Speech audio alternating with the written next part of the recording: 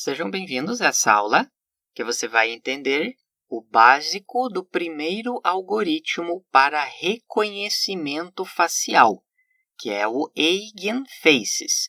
E nós temos essa imagem, note que é a face original da pessoa, e por meio dessa face são geradas essas outras faces, que são chamadas de faces fantasmas, pelo fato de que elas possuem somente alguns contornos com algumas características da pessoa. Basicamente, quando trabalhamos com esse algoritmo, são geradas várias dessas faces do W1 até o WK. É um parâmetro que pode ser configurado no algoritmo para indicar quantas faces que serão geradas. Por meio da combinação dessas faces, é que é possível gerar novamente a face original. Perceba que nós temos essas faces fantasmas, cada uma com características diferentes. Por exemplo, nessa nós temos uma parte branca contornando o rosto. Aqui temos a parte branca contornando a parte direita da imagem e assim por diante. Existe esse símbolo do somatório que indica que será feita a concatenação de todas essas faces. E como resultado é gerada a imagem média que deve ser parecida com a face original da pessoa.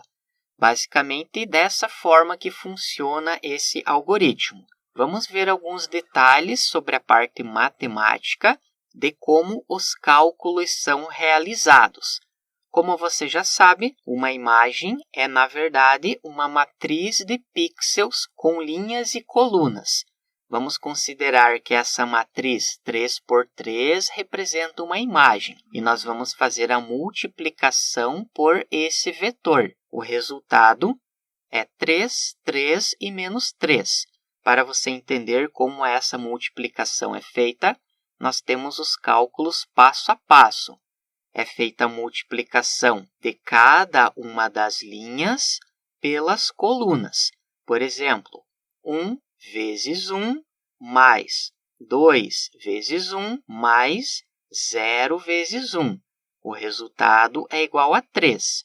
Vamos agora para a segunda linha. 2 vezes 1 mais 1 vezes 1 mais 0 vezes 1. O resultado também é 3. Por fim, 0 vezes 1 mais 0 vezes 1 mais menos 3 multiplicado por 1. O resultado é menos 3. Vamos agora trabalhar com outro vetor. Nós temos a modificação de 1 para 0. Note que o resultado agora é 3, 3 e 0.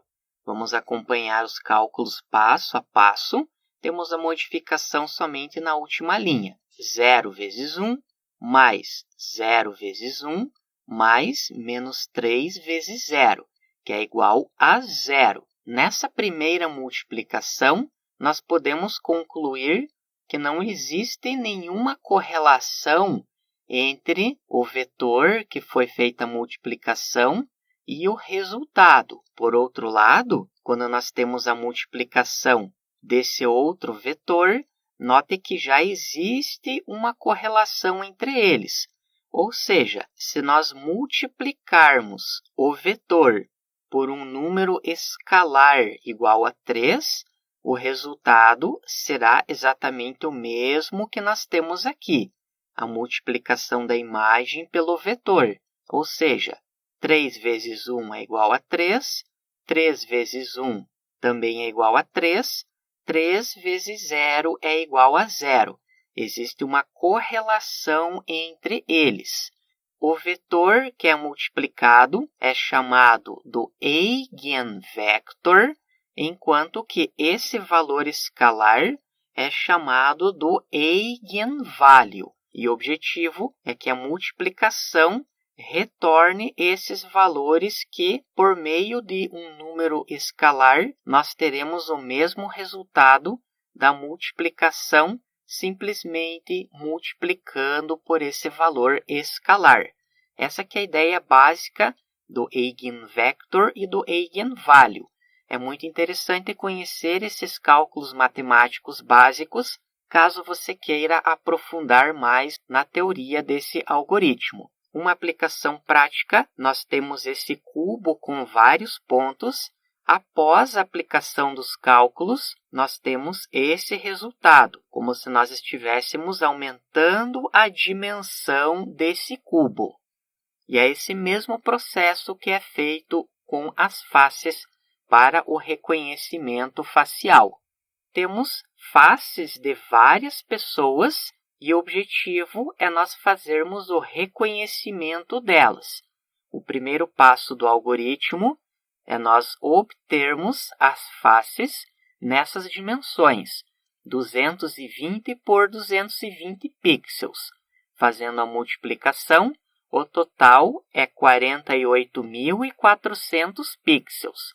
Cada um desses pixels é representado no formato de vetor, ou seja, a imagem no formato de matriz é convertida para um vetor com uma única dimensão. Aqui nós teríamos 48.400 pixels, um vetor com essas dimensões. Na sequência, nós vamos armazenar cada um desses vetores com os 48.400 pixels em uma matriz. Cada uma das faces das pessoas equivale a uma coluna.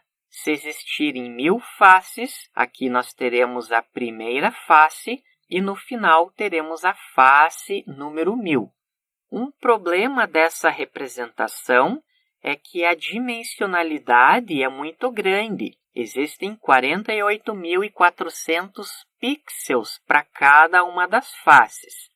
Para que o processamento seja mais rápido e eficiente, é utilizada uma técnica chamada PCA, que é o Principal Component Analysis, análise de componentes principais.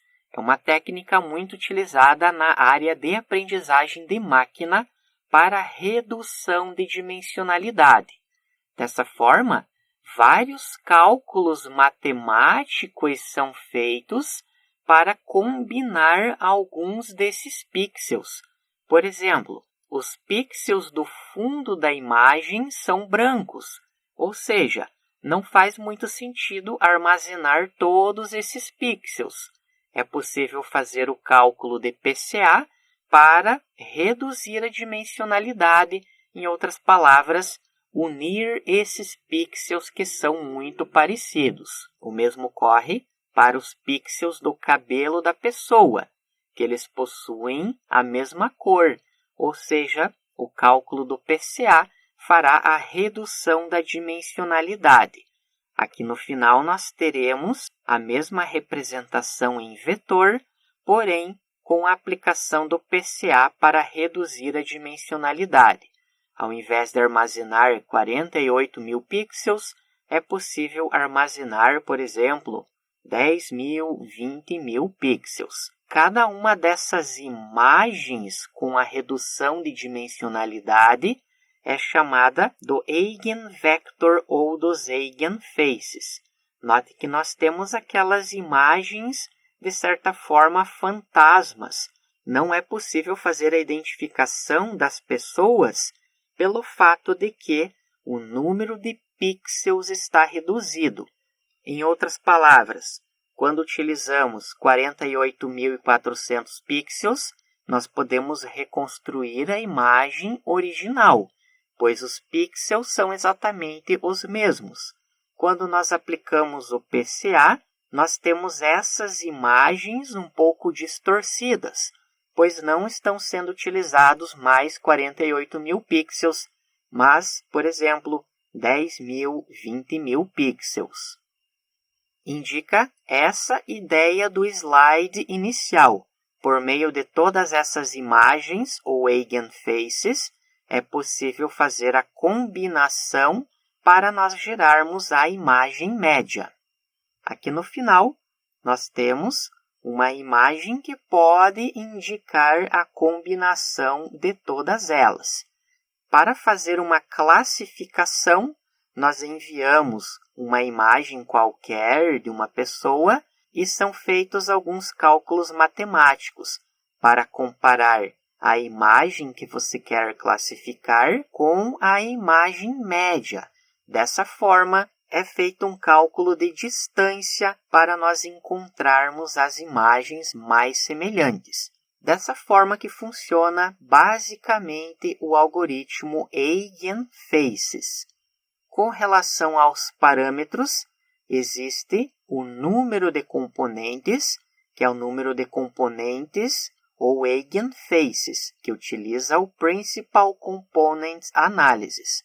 Perceba que nós temos o Eigenface 1, Eigenface 2, o 3, o 4, até o Eigenface 16.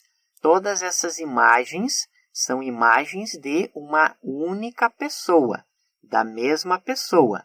Por meio da combinação de todos esses Eigenfaces, nós conseguimos aproximar a imagem original. É possível você fazer a configuração de quantos Eigenfaces serão gerados. Também existe o parâmetro Threshold, que indica a confiança das previsões. Por exemplo, nós queremos fazer a classificação dessa imagem do BART e será feito o cálculo de distância para todas as imagens que estão na base de dados. Perceba que o BART não é parecido com nenhuma dessas imagens, o que indica que o BART não está na base de dados. Com isso, o valor da distância entre o BART e todas as outras imagens será muito alta. E esse valor de threshold pode ser utilizado para indicar se uma pessoa está ou não está na base de dados. Caso o algoritmo não seja treinado com as imagens do BART, que é a imagem que você quer fazer a classificação, será retornado um valor de confiança ou um valor de distância muito alto. Quanto menor esse valor de distância, mais parecidas são as faces. Por outro lado, quanto maior o valor da distância, mais diferentes são as faces. Dessa maneira que é feita a classificação. Na próxima aula, vamos dar início às implementações passo a passo. Obrigado e até lá!